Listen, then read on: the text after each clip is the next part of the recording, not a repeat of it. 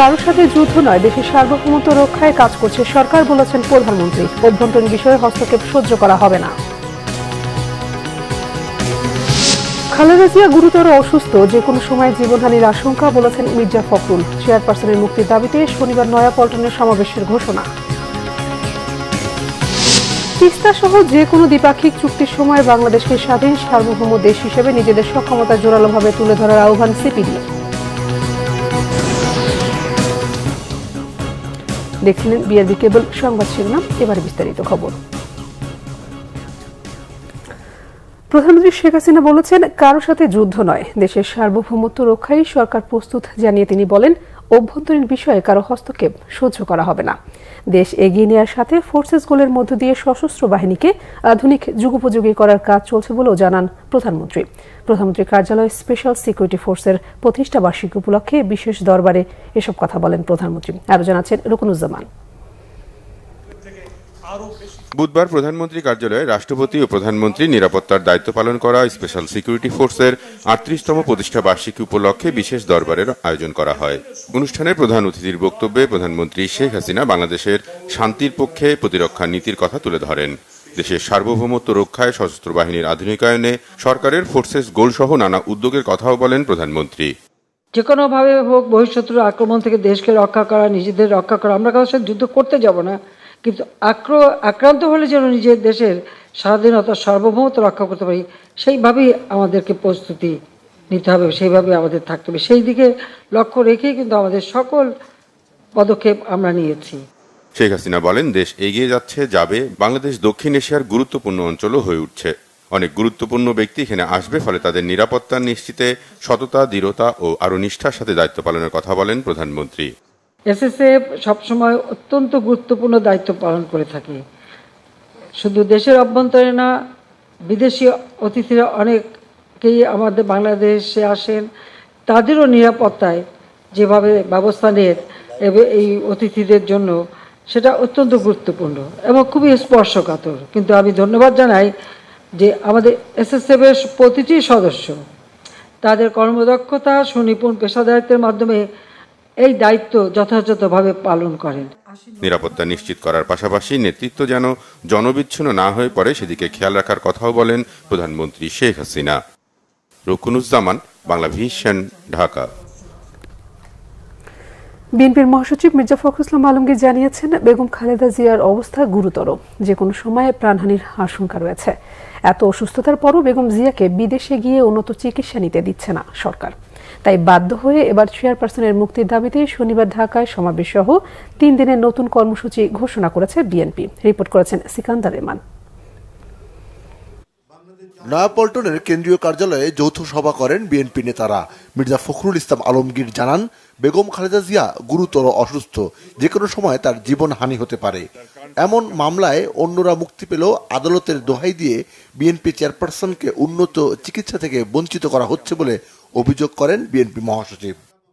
দেশনেত্রী বেগম খালেদা জিয়া মৃত্যুর সঙ্গে প্রাঞ্জল লড়ছেন। আপনারা জানেন যে প্রায় কিছুদিন পরপরই থেকে হাসপাতালে আসতে হয়। এবার যে তিনি এসেছিলেন, এটা আল্লাহর অশেষ রহমতে যে তাকে আমরা ফিরে পেয়েছি। তার ডাক্তারদের সঙ্গে কথা বলে আপনারা বুঝতে পারবেন যে তার ফিরে আসার কোনো সম্ভাবনা খুব কঠিন ছিল, যদি ঠিক সময়ের মধ্যে যদি ডাক্তাররা চিকিৎসাটুকু দিতে না পারতেন। এই একটা অবস্থার মধ্যে আমাদের চিকিৎসকরা বারবার বলেছেন যে তার চিকিৎসার জন্য বাইরে উন্নত জায়গায় প্রতিষ্ঠায় নেওয়া উচিত, কিন্তু সেই জায়গায় উন্নত কেন্দ্রে, চিকিৎসা কেন্দ্রে তাকে সরকার দিচ্ছে না। বেগম খালেদা জিয়ার মুক্তি এখন বিএনপির একমাত্র লক্ষ্য বলে জানান মির্জা ফখরুল। বেগম জিয়ার মুক্তির আন্দোলন আরো বেগবানের কথা বলে নতুন কর্মসূচি ঘোষণা করেন তিনি। নয়াপল্টন অফিসের সামনে সমাবেশ অনুষ্ঠিত হবে দেশনেত্রী বেগম খালেদা জিয়ার নিঃশর্ত মুক্তির দাবিতে। এটা হচ্ছে আপনার 29শে জুন বিকাল 3টায় অনুষ্ঠিত হবে। এরপরে হচ্ছে আপনার সারা দেশের মহানগরগুলোতে, সেখানে সোমবার, যেটা হচ্ছে 1 তারিখ 1 জুলাই, মহানগরগুলোতে এই সমাবেশ, দেশনেত্রী মুক্তির দাবিতে সমাবেশ অনুষ্ঠিত হবে। এরপরে হচ্ছে 3 তারিখে সারা দেশের জেলা সদরগুলোতে তার মুক্তির দাবিতে সমাবেশ অনুষ্ঠিত হবে। এ সময় রাজধানীর ইউনাইটেড হাসপাতালে বেগম খালেদা জিয়ার চিকিৎসার সহযোগিতা না পাওয়ার বিষয়টি নিয়ে ক্ষোভ প্রকাশ করেন মির্জা ফখরুল। তিনি জানান, জনগণের ঐক্যবদ্ধ প্রচেষ্টায় দেশে গণতন্ত্র ফিরে আসবে। সরকার থেকে আটক করে রেখেছে, আমরা সরকারের কাছেই অবিলম্বে তার মুক্তি দাবি করছি, সেটা জনগণকে তৈরি করে, জনগণকে সঙ্গে নিয়ে। সিকান্দার রেমান, বাংলা ভিশন, ঢাকা। দুর্নীতির সব সেক্টরেই আছে। দুর্নীতি নিয়ে শুধু সরকারি আমলাদের দিকে আগুন না তুলে রাজনীতিবিদদেরও আয়নায় নিজেদের চেহারা দেখার অনুরোধ জানিয়েছেন আওয়ামী লীগের সাধারণ সম্পাদক ওবায়দুল কাদের। বলেছেন, দুর্নীতি যেই করুক সরকার জিরো টলারেন্স নীতিতে অটল। তাইমুর রশিদের রিপোর্ট। বিআরটিসির উদ্যোগে হযরত শাহজালাল আন্তর্জাতিক বিমানবন্দরে শাটল বাস সার্ভিসের উদ্বোধন করেন সড়ক পরিবহন ও সেতু মন্ত্রী ওবায়দুল কাদের। বলেন, বিআরটিসির সেবার মান বাড়াতে কাজ করছে সরকার। শাটল বাস সার্ভিস উদ্বোধনের ফলে বিদেশ ফেরত যাত্রীরা আরো উন্নত সেবা পাবেন বলে প্রত্যাশা তার। সমসাময়িক রাজনৈতিক ইস্যুতে সাংবাদিকদের প্রশ্নের জবাবে আওয়ামী লীগের সাধারণ সম্পাদক বলেন, সরকারি কর্মকর্তারা দুর্নীতি করে, রাজনীতিবিদরা করেন না সেটা বলা যাবে না। দুর্নীতি সরকারি কর্মকর্তারা করে, পলিটিশিয়ানরা করে না, এটাও তো বলা যায়। কারণ আমরা যখন কথা বলি, আমি সবার কথাই বলছি, তখন আমাদের প্রথমত আয়নায় নিজের চেহারাটা দেখা উচিত যে আমি অ্যাজ এ পলিটিশিয়ান আমি আমলাদের করাপশনের বিরুদ্ধে, তো আমার এখানেও তো করাপশন আছে। ওবায়দুল কাদের বলেন, দুর্নীতি যেই করুক কোনো ছাড় নয়। দুর্নীতি যেই করুক এখানে সরকারের জিরো টলারেন্স, প্রধানমন্ত্রীর জিরো টলারেন্স, দুর্নীতি তদন্ত করার অধিকার আছে দুদকের, এবং এর স্বাধীনতা সরকার কোনো প্রকার হস্তক্ষেপ করেনি। দুদককে শক্তিশালী করার অঙ্গীকারের কথা পুনর্ব্যক্ত করেন আওয়ামী লীগের সাধারণ সম্পাদক। তাইমুর রশিদ, বাংলা ভিশন, ঢাকা। কোন দেশের সঙ্গে দ্বিপাক্ষিক চুক্তির সময় বাংলাদেশকে স্বাধীন সার্বভৌম দেশ হিসেবে নিজেদের সক্ষমতা জোরালোভাবে তুলে ধরার আহ্বান জানিয়েছেন বেসরকারি গবেষণা প্রতিষ্ঠান সিপিডির ফেলো ডক্টর দেবপ্রিয় ভট্টাচার্য। দেশ যতটা সক্ষম হবে চুক্তিও সেই রকমই হবে, এমন মন্তব্য তার। সকালে রাজধানীর ধানমন্ডিতে সিপিডির কার্যালয়ে সুন্দরবনের মধু এখন ভারতের ভৌগোলিক নিদর্শক পণ্য হিসেবে মিডিয়া ব্রিফিংয়ে এসব কথা বলেন তিনি। এ সময় অন্য আলোচকরা বলেন, সুন্দরবনের মধুকে জিআই পণ্যের স্বীকৃতির জন্য 7 বছর আগে আবেদন করেও প্রশাসনিক এবং আমলাতান্ত্রিক দুর্বলতায় সেই স্বীকৃতি পায়নি বাংলাদেশ। সিপিডির আরেক ফেলো অধ্যাপক মোস্তাফিজুর রহমান সহ অন্য গবেষকরা জানিয়েছেন, সুন্দরবনের মধু সহ অন্যান্য পণ্যের জিআই স্বীকৃতির জন্য প্রয়োজনে যৌথ রেজিস্ট্রেশন করতে হবে। দুদেশের অভ্যন্তরে সুন্দরবন থাকায় এসব ক্ষেত্রে দ্বিপাক্ষিক চুক্তির প্রয়োজন রয়েছে বলে উল্লেখ করেন তারা। তিস্তা চুক্তিকে ইঙ্গিত করে তারা বলেন, দ্বিপাক্ষিক চুক্তির সময় দর কষাকষির যৌক্তিকতা ও দক্ষতাই সবচেয়ে বড় বিষয়।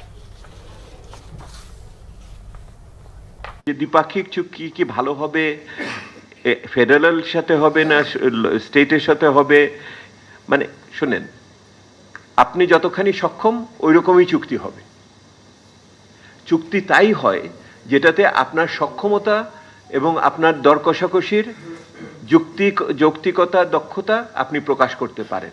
যদি এটা শুধুমাত্র রাজনৈতিক বিষয়াদি না যে ওটা বড় দেশ আর ছোট দেশ, দুটা দেশই সমান দেশ, দুটা দেশই সার্বভৌম দেশ, দুটা দেশই স্বাধীন দেশ, সেহেতু আমরা সমানে সমানে কথা বলতেছি, কেউ বড় কেউ ছোট এইভাবে হয় না।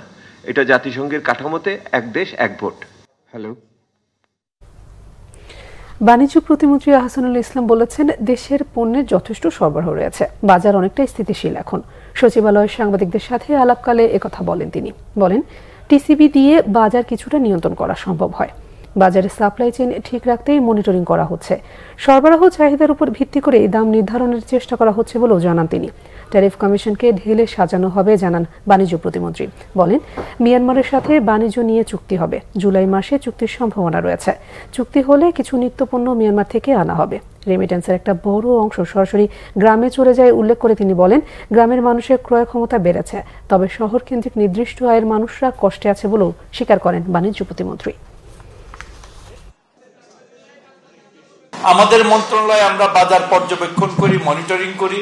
আমাদের কাছে টুলস যেটা আছে সেটা হলো আমদানি করে টিসিবির মাধ্যমে আমরা হয়তো কিছু পণ্য সরবরাহ করতে পারি। বাজারের সাপ্লাই চেনটা যেন স্থিতিশীল থাকে, কোনো ব্যক্তি বা গোষ্ঠীর হাতে যেন কোনোভাবে বাজারের নিয়ন্ত্রণ না চলে যায়। বাজারের স্বাভাবিক যে গতি, যেটাকে আমরা বলি প্রাইসিং মেকানিজম, যে ডিমান্ড এবং সাপ্লাইয়ের মাধ্যমেই জানি মূল্য নির্ধারণ হয়, তো সেই জিনিসটা আমরা সচেষ্ট থাকি সবসময়।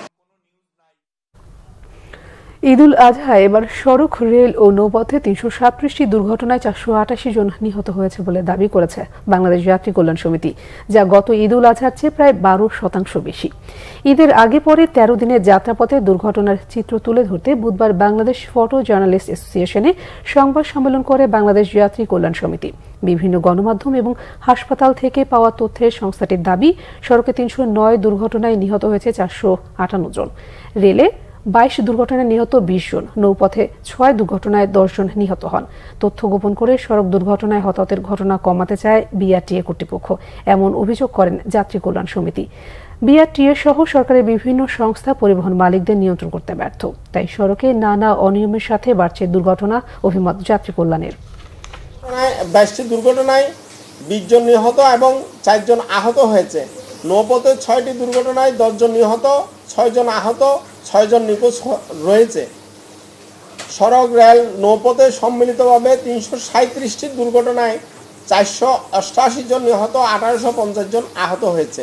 বিআরটিএ যেটা এই রিপোর্টটি দিচ্ছে, এটা আসলে বিশ্বাসযোগ্য বলে সাধারণ মানুষ মনে করেন না, যাত্রীরা মনে করেন না। এই ছিল এখনকার মতো। পরের সংবাদ সন্ধ্যা ৬টায়। এর আগে ৫টায় রয়েছে নিউজ টপ 10 দেখার আমন্ত্রণ রইল। এছাড়া বাংলাদেশের সংবাদ এবং সংবাদ সংশ্লিষ্ট অনুষ্ঠান দেখতে ভিজিট করুন www.bvnews24.com ও facebook.com/banglavisionnews এবং সাবস্ক্রাইব করুন youtube.com/banglavisionnews। ধন্যবাদ সবাইকে।